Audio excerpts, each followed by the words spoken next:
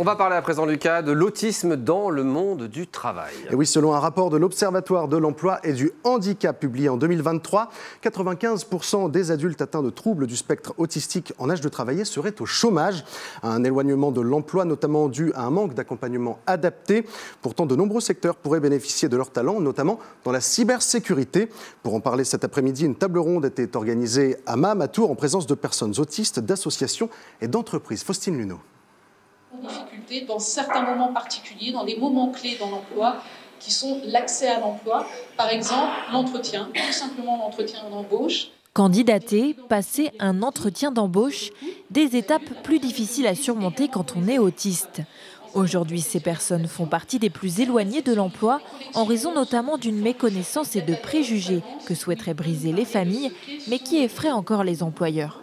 On ne va pas se le cacher, dès que sur un CV ou autre, il y a marqué RQTH ou autre, ça peut poser des questions et j'ai pas envie de ça pour mon enfant en fait. J'ai envie qu'il ait autant de chance qu'une personne qui n'aurait pas d'handicap en fait.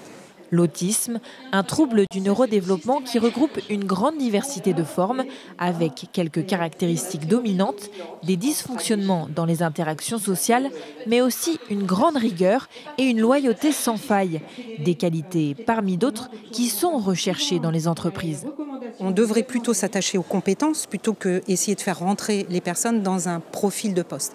Ici, avec les personnes autistes, s'attacher à leurs compétences en premier lieu, partir d'elles et de ce qu'elles savent faire est beaucoup plus pertinent pour faire éclore toutes ces compétences au bénéfice de l'entreprise. Le ministère des Armées, par exemple, a déjà commencé ce processus en embauchant des personnes dites autistes Asperger sans déficience intellectuelle pour des postes civils dans divers domaines, y compris informatique.